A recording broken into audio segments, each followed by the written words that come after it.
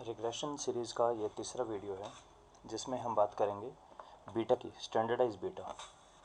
जो रिग्रेशन का हम आउटपुट निकालते हैं, जैसे ये वही पुरानी वाली फाइल है, तो मैंने यूज़ किया sales as the dependent variable और इंडिपेंडेंट वेरिएबल मैंने ये यूज़ किए सारे, और आउटपुट मेरा दे दी जी में। तो जो निकल कर आया है आउटपुट, इसको कैसे इवेल्युएट करना है ये हम पहले के वीडियो में बात कर चुके हैं। अभी हम बात कर रहे हैं, एक मिनट इस चीज़ को फॉर्मेटिंग कर दूं।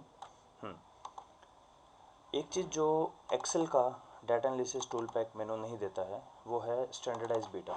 स्टैंडर्डाइज बीटा का मतलब क्या है, और पहले इसको इवेल्युएट करते हैं।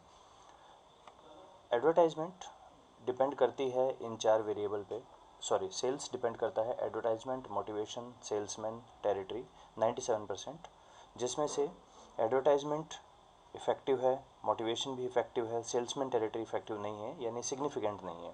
जब हम बोलते हैं सिग्निफिकेंट नहीं है, इसका मतलब है सिग्निफिकेंटली डिफरेंट फ्रॉम जीरो, ये नहीं है। तो यहाँ पर टी की नल हाइपोथेसिस होती है that unstandardise coefficient is equal to zero. तो ये है कि 0.06 ये इक्वल टू जीरो है, तो टी वैल्यू आई हमारे 0.033 और पी वैल्यू, प्रोबेबिलिटी वैल्यू 0.75, जिसका मतलब है ये सिग्निफिकेंटली जीरो से अवे नहीं है। ओके, अब ये क्वेश्चन है कि इन चारों में से कौन सा इंपॉर्टेंट है। सबसे पहले जो यंग रिसर्चर्स हैं वो बोलते हैं 1.59 ज़्यादा इंपॉर्टेंट है, क्योंकि इसका अनस्टैंडर्डाइज कोफिशिएंट ज़्यादा है, यानी इसकी एक यूनिट बढ़ाने से ओवरऑल सेल्स में 1.5 यूनिट्स बढ़ जाएंगी, जबकि मोटिवेशन से नहीं बढ़ेगी, सेल्समैन से तो इनफैक्ट कम हो रही है।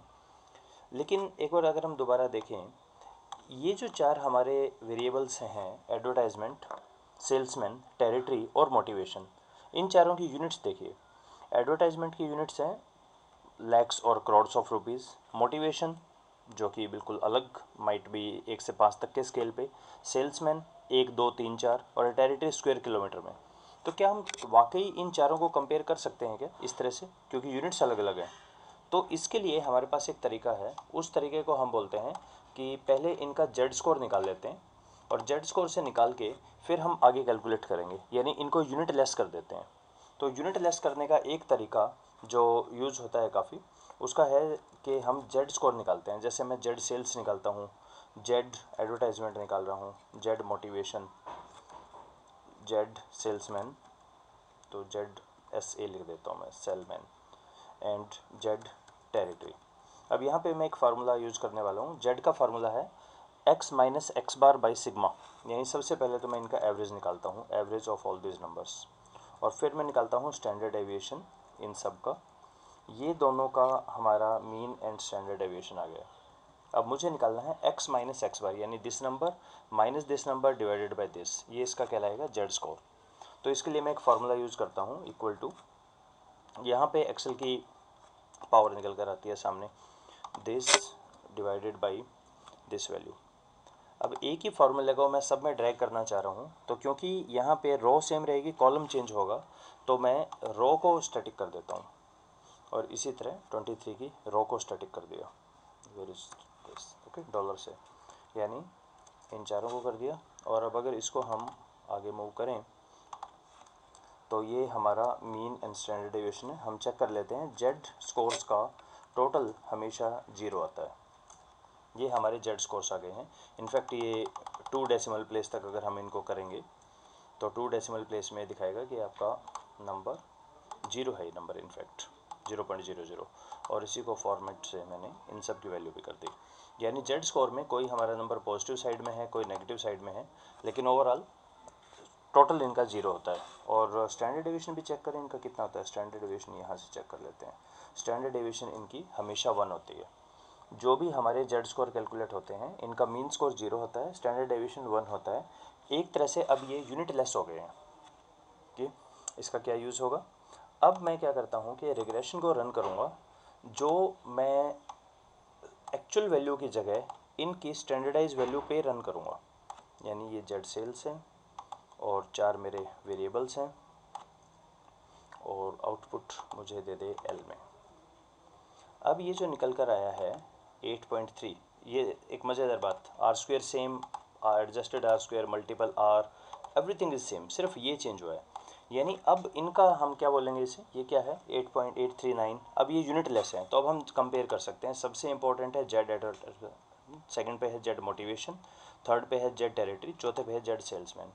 इसी चीज़ को जब हम SPSS में करते हैं तो यही डाटा मैं SPSS में ले गया, ये SPSS का डाटा है। और अब हम जब रिग्रेशन में जाते हैं, रिग्रेशन को रन करते हैं, dependent variable, sales, independent variable, ये चारों, और कुछ नहीं, क्लिक किया ओके। तो चेक करें, सबसे पहले अनोवा F136 आया था, तो हमारा F136 आ रहा है, ठीक है। बाकी 4 और 0 टी की वैल्यू ये हमने जो पहले निकाली थी वो आएगी -2.1.59। और अब जो वैल्यू है चेक कर लें, इसको अप टू 3 डेसिमल प्लेस तक हम देख लेते हैं। तो ये वैल्यू हमारी आ गई है 840,183.18.045। तो स्टैंडर्डाइज बीटा का क्या मतलब हुआ, देखिए यहाँ से देखने पे कई बारी ये मिसलीडिंग भी हो जाता है कि एडवर्टाइजमेंट इफेक्ट ज़्यादा इंपॉर्टेंट है, ये ज़्यादा इंपॉर्टेंट है, लेकिन इनको यूनिट लेस बना के जब हम दोबारा रिग्रेशन रन करते हैं, इसको हम बोलते हैं स्टैंडर्डाइज बीटा। तो जो यूज़ कहाँ होगा, अनस्टैंडर्डाइज कोफिशिएंट का यूज़ होता है इक्वेशन लिखने के लिए, स्टैंडर्डाइज बीटा का यूज़ होता है अलग अलग वेरिएबल्स को कंपेयर करने के लिए।